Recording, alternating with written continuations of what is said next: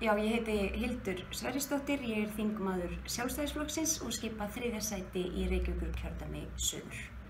Ætlar þeim flokkur að vinna að því að gera heilbrigðisþjónustu á Íslandi gjaldfrjálsa á næsta kjörtímabili?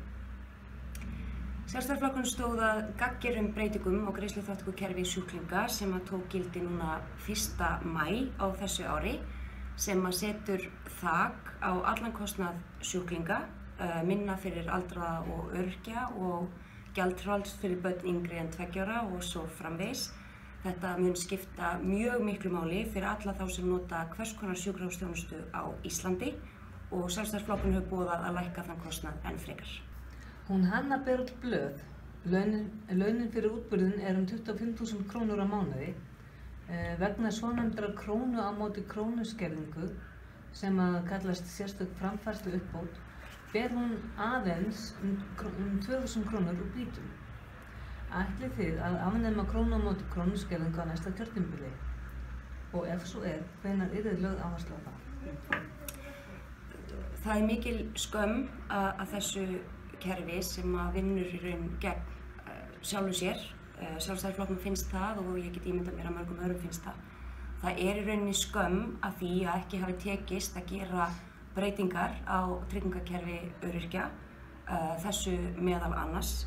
Og ég myndi segja að þetta sé eitt stærsta verkefni sem að bíður nýs þings. Jón er á 30-aldri. Hann kemst ekki fram á rúminu án aðstoðar. Hann er fastur upp í rúmi allar helgar vegna þess að hann fær ekki aðstoð. Jón vill fá NPA, notendastýrða persónulega aðstoð, svo hann geti farið fram úr á hverjum degi og tekið þátt í samfélaginu. Ætlar þitt framboð að tryggja honum þátttöku í samfélaginu á næsta kjörtímabili með því að lögfesta NPA? Lögfesting NPA eru sjálfsögð mannréttindi fólks. Sjálfstæðisflokkurinn stóð að því að lögfest yrði NPA því miður vegna stjórnarslitana náðist ekki að klára það frumvarp, en ég myndi halda að það var eitt af fyrstu verkefnum sem bíða. Allan að mun Sjálfstæðisflokkurinn ekki láta standa á sér í því. Meirihluti bygginga á Íslandi er óaðgengilegur hreyfihömluðu fólki, enda er ekkert eftirlit með því að aðgengi sé í lagi. Við höfum talað við slökkvilið höfuðborgarsvæðisins og þetta er verkefni sem það gæti tekið að sér og sinnt samhliða eldvarnareftirliti. Myndi þinn flokkur vilja lögfesta slíkt eftirlit? Þetta er eitt af þeim málum sem að vex meðvitund fyrir á hverju ári. Þetta er alltaf og þetta er í miklu samstarfi við sveitarfélögin og þá kannski ekki síst Reykjavíkurborg. Þannig að þarna eru undir til dæmis byggingarreglugerðir þar sem er kveðið á jafnt aðgengi. Þetta snýst líka snjómokstur og passa að ljósastaurur og annað sé ekki fyrir á gangstéttunum. Þannig að þetta er mjög víðtækt samstarfsmál. Ég held að góðu fréttirnar séu í því að það er allir að vera sem meðvitaðir að þetta er sjálfsagt og einkafyrirtæki til dæmis sjá hag sinn í því að gera þetta vel.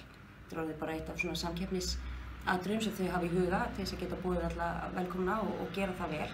Þannig ég held að þetta sé á réttri leið. Sjálfsagt að hafa einhvers konar eftirlit með því, en ég ætla nú að fara varlega í að ákveða kannski hér og nú hver er best til þess fallinn. Ég held að það er eitt af því sem verður að skoða bara í svona heildstætt út frá fleiri þáttum. Anna stundar háskólanám en fær ekki túlkaþjónustu til að geta tekið þátt í hópavinnu. Hún getur því ekki uppfyllt námskröfur í skólanum. Ætlar þitt framboð að tryggja fötluðu fólki aðgengi að öllu námi á næsta kjörtímabili og ef svo þá hvenær? Það er auðvitað lágmarksréttindi allra að geta sinnt sínu námi eins og aðrir. Þessi fjárframlög til túlka er úr svokölluðum túlkasjóði sem eins og gefur að skilja er oft ekki alveg nægir peningar þar og það hefur stundum verið gripið til þess ráðs að það bæta í eins og er sjálfsagt.